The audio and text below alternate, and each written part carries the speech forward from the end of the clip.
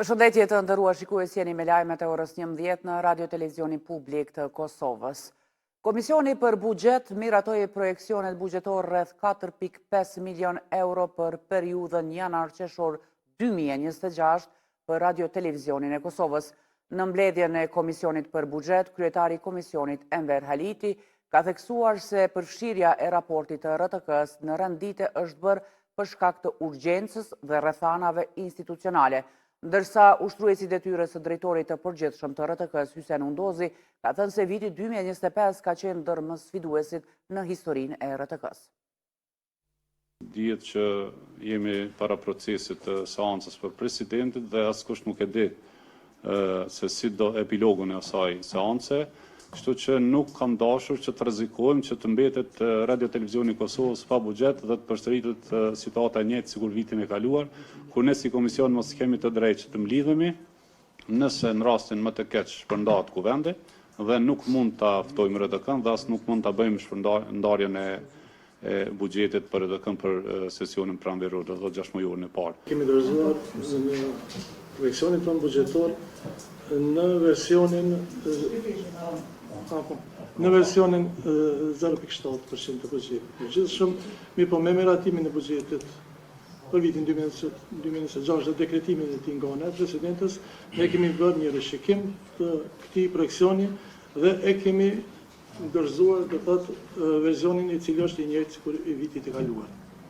Sa i përket planifikimit për 6 muajorin e parë të vitit 2026, duke u mbështetur edhe në ligjin për ndarjet buxhetore të këtij viti, Radio Televizioni i Kosovës, tyra nga buxheti i Kosovës e ka të paraparë 4.480.000 euro, tyra nga burimet vetanake 690.000 euro, tyra nga donacioni janë 8.750 euro.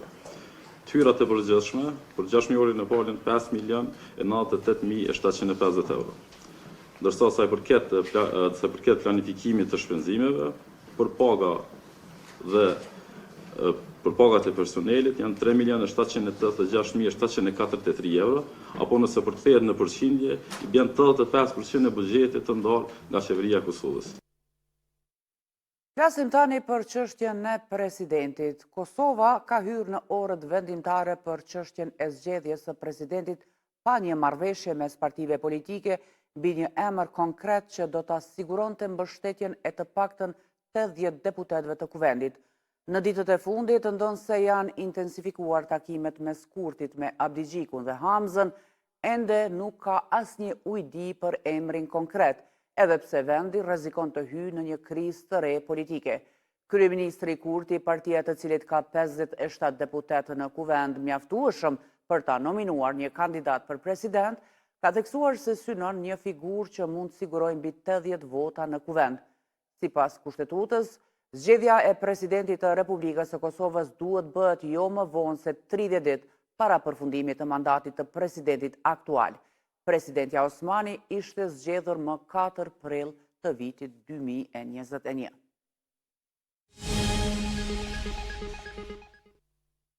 Në dhomat e specializuara në Hag, edhe sot po vazhdon dëshmin eksperti i kriminalistikës Kuen Hellaras në procesin gjyqësor ndaj Thaqit, Smakajt, Fazliut, Kuqit, Kilajt, të cilët po akuzohen për vepra penale kundër administrimit të drejtësisë. Pyetjet për dëshmitarin i ka vazhduar mbrojtja e Bashkim Smakajt, ndërkohë ky dëshmitar ka filluar dëshmin dje dhe është dëshmitari i dytë në këtë rast gjyqësor. Ezitutje me një lajm tjetër të ditës, nga 1 prilli i si vjetëm do të vazhdoj faza e dytë e daljes së konsumatorëve komercial në tregun e hapur. Kështu ka njoftuar Kesko në cilësinë e furnizuesit të shërbimit universal. Sipas njoftimit të Keskos, theksohet se konsumatorët komercial që kanë mbi 50 punonjës ose realizojnë qarkullim vjetor mbi 10 milion euro nuk do të furnizohen me ndërkundër të shërbimit universal me tarifa të rregullta, por do të jenë të obliguar të zgjedhin vetë furnizuesin e tyre. Bazuar në të dhënat zyrtare të administratës tatimore të Kosovës, theksohet se një numër biznesesh nuk i plotësojnë më kriteret për furnizim në kuadër të shërbimit universal. Për këtë arsye, bëhet e ditur se duke filluar nga 1 prilli, KESCO në rolin e furnizuesit të shërbimit universal nuk do të mund të furnizoj këto biznese me tarifa të rregulluara.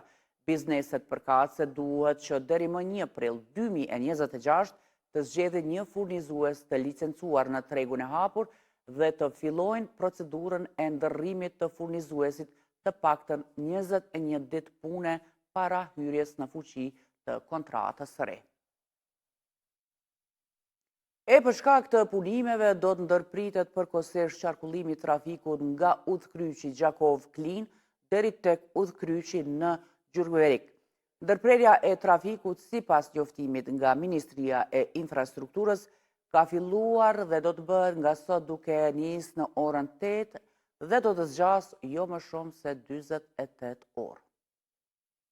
Të nderuar shikues, ishte kjo tëra për këtë edicion të lajmeve, ne ju falenderojmë për vëmendjen tuaj, mirupafshim.